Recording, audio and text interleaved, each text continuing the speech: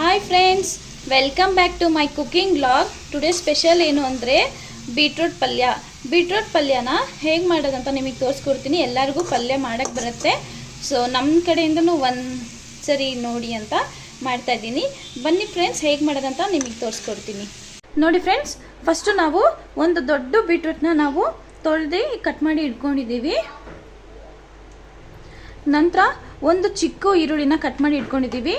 ಸ್ವಲ್ಪ ಕರ್ಬೇವಿನ ಸೊಪ್ಪು ಮತ್ತು ಸ್ವಲ್ಪ ಒಂದು 4ರಿಂದ 5 ಹಸಿಮೆಣಸಿನ್ಕಾಯಿನ ತೆಗೆದಿಟ್ಕೊಂಡಿದ್ದೀವಿ, ಕಟ್ ಮಾಡಿ ಇಟ್ಕೊಂಡಿದ್ದೀವಿ. ಮತ್ತು ಸ್ವಲ್ಪ ಕೊತ್ತಂಬರಿ ಸೊಪ್ಪು ಮತ್ತು ಸ್ವಲ್ಪ ತೆಂಗಿನಕಾಯಿ ತುರಿನ ತುರಿದು ಇಟ್ಕೊಂಡಿದ್ದೀನಿ.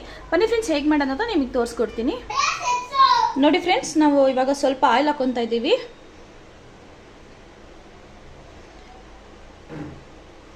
ನಾವು ಇದಕ್ಕೆ ಬೀಟ್ರೂಟ್ ಪಲ್ಯಗೆ ನೀರೆಲ್ಲ ಹಾಕಲ್ಲ, ಹಾಗೆ ಡ್ರೈ ಮಾಡೋದು. ಸ್ವಲ್ಪ ಆಯಿಲ್ ಜಾಸ್ತಿನೇ, ಅಂದರೆ ನಾರ್ಮಲ್ ಜಾಸ್ತಿ ಅಂದರೆ ಜಾಸ್ತಿ ಏನಿಲ್ಲ, ಸ್ವಲ್ಪ.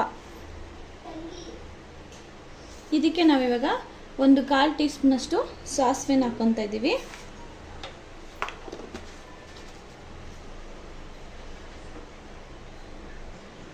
ಹಾಗೆ 1/4 ಟೀ ಸ್ಪೂನಷ್ಟು ಉದ್ದಿನಬೇಳೆನೂ ಹಾಕ್ಕೊತಾ ಇದ್ದೀವಿ. ನೋಡಿ ಫ್ರೆಂಡ್ಸ್, 1/4 ಟೀ ಸ್ಪೂನಷ್ಟು ಕಡಲೆಬೇಳೆನ ಹಾಕ್ಕೊತಾ ಇದ್ದೀವಿ. ಇದೆಲ್ಲ ಚೆನ್ನಾಗಿ ಫ್ರೈ ಆಗೋ ತನಕ ನಾವು ಫ್ರೈ ಮಾಡ್ಕೊಳ್ಳೋಣ. ನೋಡಿ ಫ್ರೆಂಡ್ಸ್, ಇದು ಚೆನ್ನಾಗಿ ಕೆಂಪಾಗಿದೆ. ಇವಾಗ ನಾವು ಇದನ್ನು ಈರುಳ್ಳಿನ ಹಾಕ್ಕೊತಿದ್ದೀವಿ.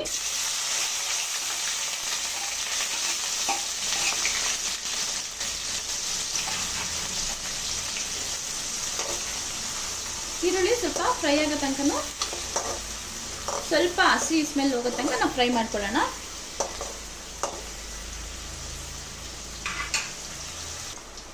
ನೋಡಿ ಫ್ರೆಂಡ್ಸ್, ಈರುಳ್ಳಿ ಹಸಿ ಸ್ಮೆಲ್ ಎಲ್ಲ ಹೋಗಿದೆ. ನಾವು ಇವಾಗ ಕಟ್ ಮಾಡಿದ್ದೀವಲ್ಲ ಹಸಿಮೆಣಸಿನ್ಕಾಯಿ ಮತ್ತು ಕರ್ಬೇವಿನ ಸೊಪ್ಪನ್ನ ಹಾಕ್ಕೊತಾ ಇದ್ದೀವಿ.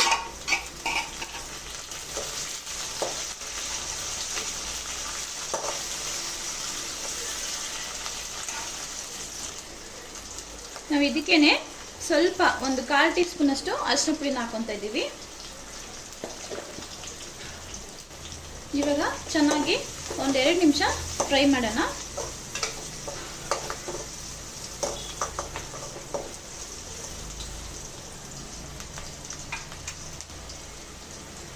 ಇವಾಗ ಕಟ್ ಮಾಡಿದ್ದೀವಲ್ಲ ಬೀಟ್ರೂಟ್ನ ಹಾಕ್ಕೊತಾ ಇದ್ದೀವಿ.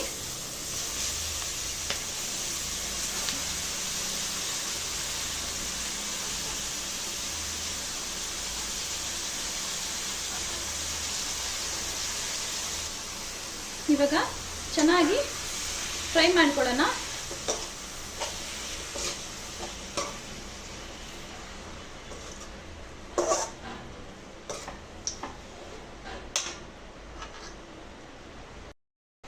ನೋಡಿ ಫ್ರೆಂಡ್ಸ್, ಇವಾಗ ನಾವು ರುಚಿಗೆ ತಕ್ಕಷ್ಟು ಉಪ್ಪನ್ನು ಹಾಕ್ಕೊತಿದ್ದೀನಿ.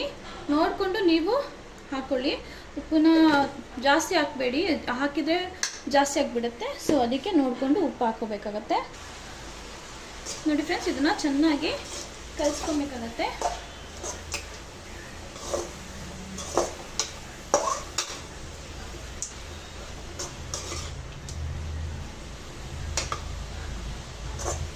ಇದು ಹೀಗೆ 10 ನಿಮಿಷ ಬೇಯಬೇಕಾಗತ್ತೆ.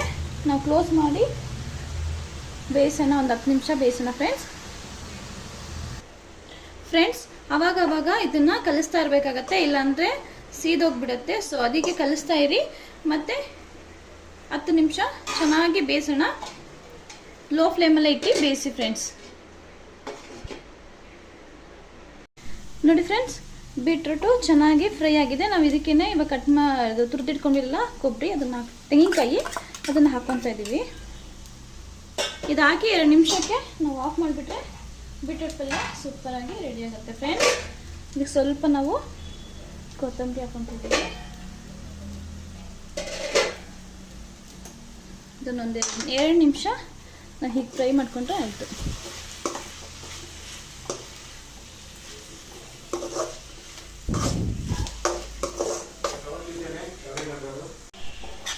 ನೋಡಿ ಫ್ರೆಂಡ್ಸ್, ಇವಾಗ ಇದು ಚೆನ್ನಾಗಿ ಬೆಂದಿದೆ, ಚೆನ್ನಾಗಾಗಿದೆ. ಇವಾಗ ಒಂದು ಸರ್ವಿಂಗ್ ಪ್ಲೇಟಿಗೆ ಸರ್ವ್ ಮಾಡ್ಕೊಂಬಿಡೋಣ. ಚಪಾತಿ ಜೊತೆ ಸೂಪರಾಗಿರುತ್ತೆ. ಬನ್ನಿ ಫ್ರೆಂಡ್ಸ್, ಸರ್ವ್ ಮಾಡೋಣ. ನೋಡಿ ಫ್ರೆಂಡ್ಸ್, ಬೀಟ್ರೂಟ್ ಪಲ್ಯದ ಜೊತೆ ಚಪಾತಿ ಸೂಪರಾಗಿ ರೆಡಿಯಾಗಿದೆ. ಸಕ್ಕತ್ತಾಗಿ ಬಂದಿದೆ ಫ್ರೆಂಡ್ಸ್. ಈ ಥರ ಒಂದ್ಸರಿ ಟ್ರೈ ಮಾಡಿ ನೋಡಿ ಫ್ರೆಂಡ್ಸ್. ವಿಡಿಯೋ ಇಷ್ಟ ಆಯಿತು ಅಂದರೆ ಲೈಕ್ ಮಾಡಿ, ಶೇರ್ ಮಾಡಿ, ಕಮೆಂಟ್ ಮಾಡಿ ಫ್ರೆಂಡ್ಸ್. Thank you friends.